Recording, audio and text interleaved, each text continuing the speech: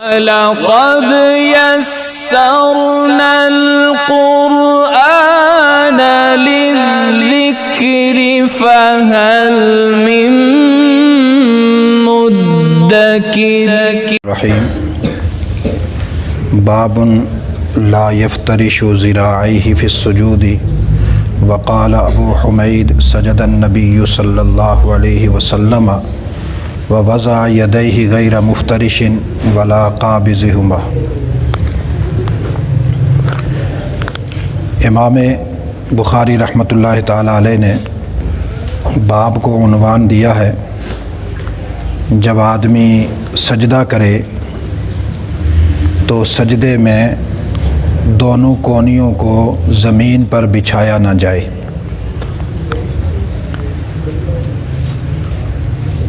اور حدیث نقل کی ابو حمید کہتے ہیں نبی اکرم صلی اللہ علیہ وسلم نے جب سجدہ کیا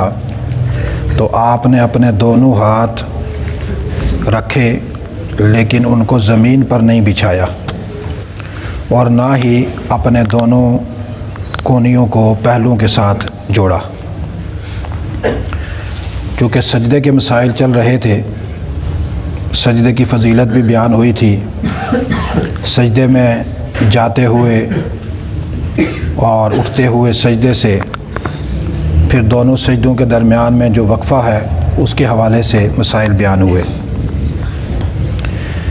اب یہاں یہ مسئلہ بیان کیا کہ جب سجدہ آدمی کرے تو سجدے میں یوں ہاتھ زمین پر رکھے جاتے ہیں، یہ جو کونیاں ہیں یہ زمین پر نہ رکھی جائیں، یہ زمین سے اوپر ہونی چاہیے۔ اسی طریقہ سے یہ جو انسان کی یہ جو جگہ ہیں پسلیاں، یہ والی جو جگہ ہے یہ اور یہ آپس میں ملی ہوئی نہ ہوں،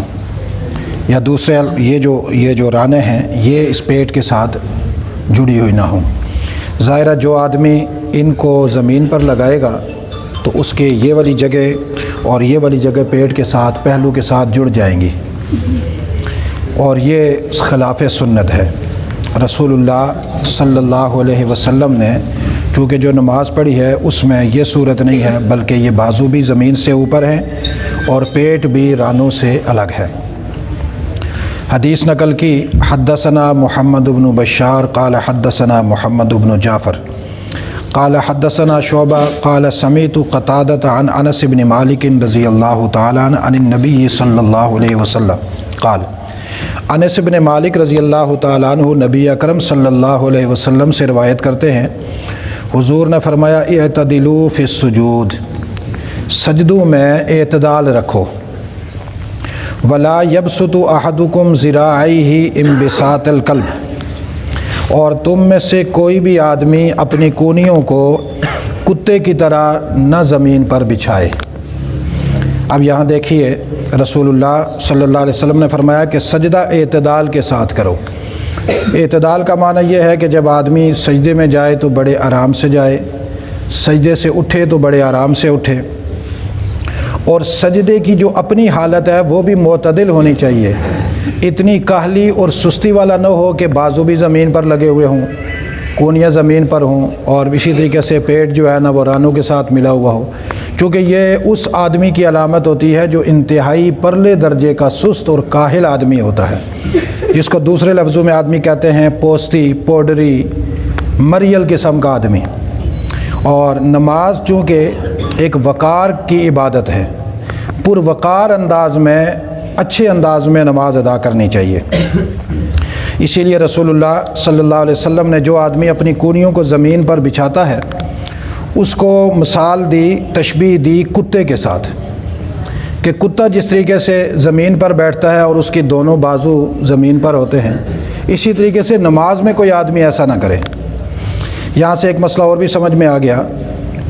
کہ تقریر میں، خطاب میں جب آدمی علماء بیان کرتے ہیں تو وہ کبھی کتے کی مثال دیتے ہیں، کبھی خنزیر کی دیتے ہیں، تو بعض ہمارے پڑھے لکھے لوگ اور سمجھدار قسم کے لوگ جن کو اخلاقیات کا حیضہ ہوتا ہے وہ اس پر ناراض ہوتے ہیں، دیکھیں جی اتنے بڑے مولانا ہیں تو انہوں نے ممبر پر بیٹھ کر آدمیوں کو کتوں کے ساتھ تشبیہ دے دی۔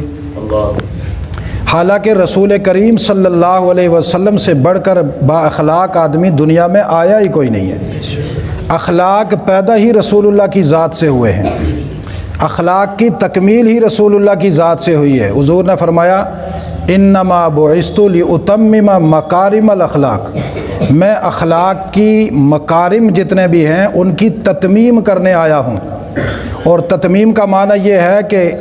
وہ اخلاقیات کے جتنے بھی درجات ہیں وہ صرف محمد کی ذات نے مکمل کیے، کوئی گوشہ کوئی پہلو ایسا نہیں ہے کہ جو رسول اللہ صلی اللہ علیہ وسلم نے اس کو مکمل نہ کیا ہو۔ حضور علیہ السلام نے نماز میں سستی کرنے والے آدمی کو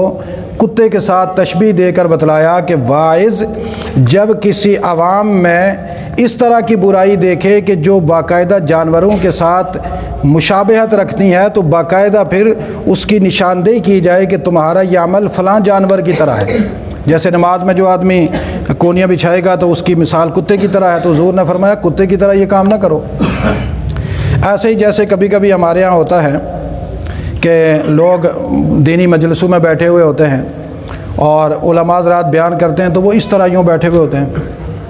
نہ سر ادھر کرتے ہیں نہ ادھر کرتے ہیں، نہ سبحان اللہ نہ الحمدللہ نہ اللہ اکبر نہ اللہ۔ اب وہ اس طرح جیسے تھن بنے ہوئے ہوتے ہیں، تو یہ شکل اور حیت خنزیر کی ہوتی ہے۔ خنزیر نہ کرتا یوں کرتا ہے نہ یوں کرتا ہے۔ تو اب اس آدمی کو یہ کہنا چاہیے بھئی تو دینی مجلس میں بیٹھا ہے، خنزیر کی طرح تو نہ بیٹھ، صحابہ کی طرح بیٹھ۔ جو کہ صحابہ اکرام جب مجلس میں بیٹھتے تھے تو ہماتن گوش رسول اللہ کے چہرے کی طرف دیکھتے تھے، اور جو بات رسول اللہ فرماتے اس پر صحابہ وجد میں آ جاتے تھے، کبھی سبحان اللہ، کبھی الحمدللہ، کبھی اللہ اکبر، کبھی واہ اور کبھی استغفر اللہ۔ جو جس طرح کا جملہ ہوتا ہے اس کے مطابق پھر آگے سے جواب دینا پڑتا ہے۔ اسی طریقے سے بعض عوامی برائیاں ایسی ہوتی ہیں جو خنزیر سے بھی بدتر ہوتی ہیں، کتوں سے بھی بدتر ہوتی ہیں، وحشی جانوروں سے بھی بدتر ہوتی ہیں، تو وہاں اس قوم کی یا اس طبقے کی یا اس جماعت کی اس جانور کے ساتھ تشبیہ دے کر بیان کرنا یہ عین سنت کے مطابق ہے اور رسول اللہ صلی اللہ علیہ وسلم کی گفتگو کے عین مطابق ہے۔ ایسا آدمی جس کو اخلاقیات کا اتنا حیضہ ہو وہ دین میں رہے ہی نہ، وہ انگریز بن جائے، وہ یہودی بن جائے، عیسائی بن جائے، تاکہ اس کو جہاں سے اخلاقیات زیادہ اچھے نظر آتے ہیں وہاں چلا جائے۔ اسلام میں کیوں بیٹھا ہے؟ اسلام نے ہر بیماری کا علاج اس بیماری کو وہاں سے پکڑنے کا بتلایا جس طرح کی بیماری ہے اس کی نشاندہی کی جائے۔ وہ ایک دفعہ میں نے جمعے میں ایک مثال دی تھی کتے کے ساتھ، تو بعد میں ہمارے پروفیسر صاحب ہیں شاید ابھی بیٹھے ہوں، مجھے کہنے لگے میرے پاس ایک آدمی بیٹھا تھا، وہ کہتا ہے جی ان مفتی صاحب کو کتے کے علاوہ کوئی اچھی مثال نہیں آتی تھی۔ تو میں نے پروفیسر صاحب سے کہا کہ اس کو کہتے الو کے پٹھے، تو نے دین پڑھا ہی نہیں ہے، تجھے کیا پتہ ہے؟ میں جو مثال دیتا ہوں بحمد اللہ تعالیٰ یا وہ قرآن سے ملے گی یا رسول اللہ کی حدیث سے ملے گی، کوئی جملہ میرا ذاتی نہیں ہوتا، اور انشاءاللہ کبھی بھی میرا کوئی جملہ غلط نہیں ہوگا اللہ کی توفیق سے۔ اس کی مثال یا حدیث سے ملے گی یا قرآن سے ملے گی۔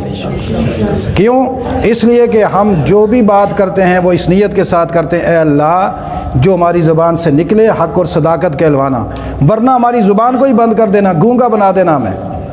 تو جو مسئلہ ہو جو دین ہو وہ صاف ستھرا بیان ہو، نہ ہو تو ہو ہی نہ، پھر اس کی تو ضرورت ہی نہیں ہے۔ اس لیے یہ چٹنی مثالوں والی باتیں یہ منافقین کی ہیں، رسول اللہ صلی اللہ علیہ وسلم کی باتیں دو ٹوک بالکل واضح کھری کھری،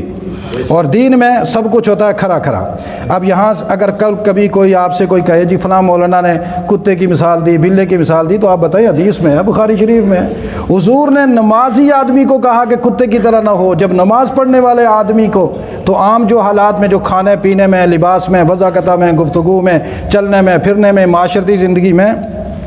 جانوروں کی طرح زندگی گزاریں گے تو وہاں بس مثال بطری کے اولا دینی پڑے گی۔ باب من استوى قاعدا فی وتر من صلاته ثم نہض، یہ باب ہے جو آدمی سیدھا بیٹھ جائے تاک رکعت میں اپنی نماز میں اور پھر وہ کھڑا ہو۔ اب یہاں وتری من صلاته کے لفظ ہے، اس کو کہتے ہیں تاک رکعت، پہلی اور تیسری۔ کون سی رکعت؟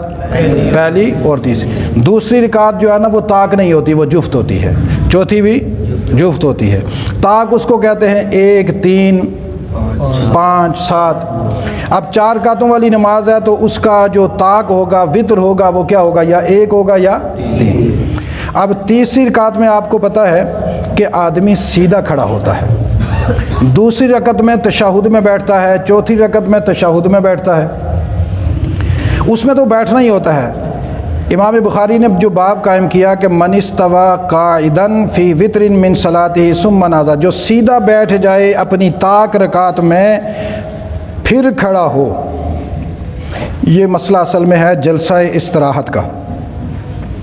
تیسری رکعت میں اور پہلی رکعت میں جب آدمی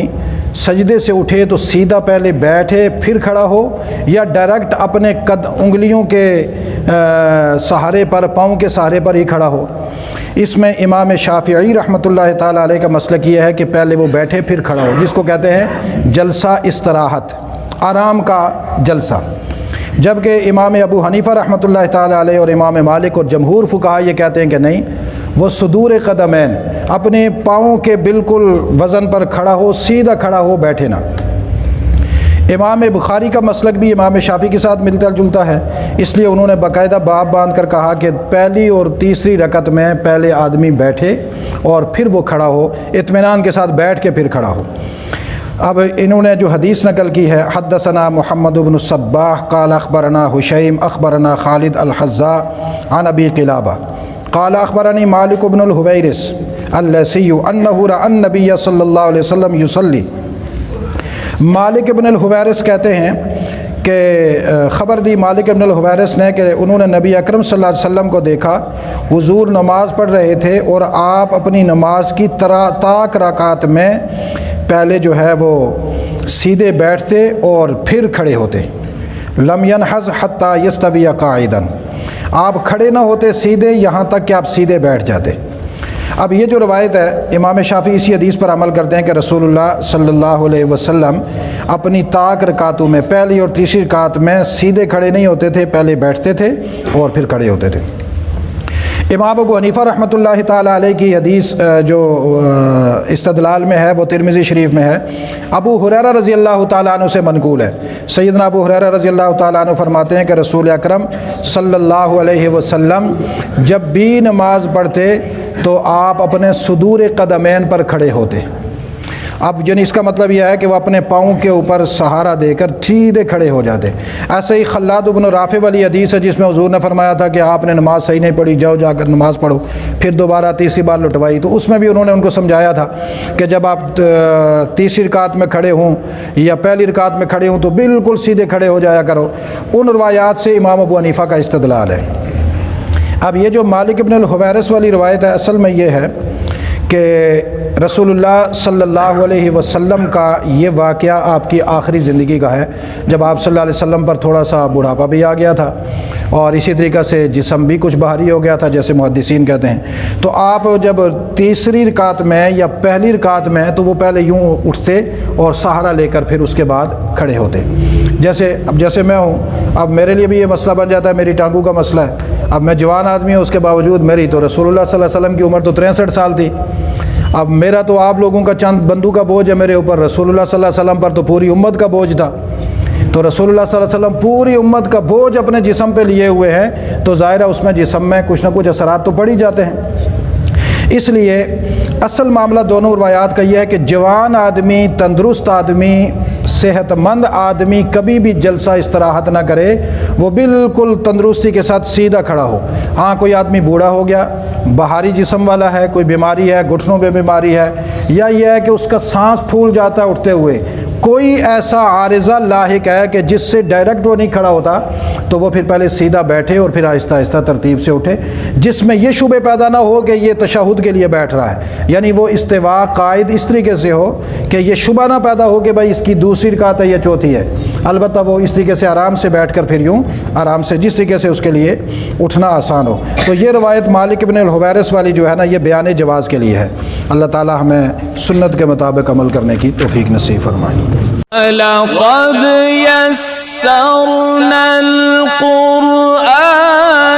للذكر فهل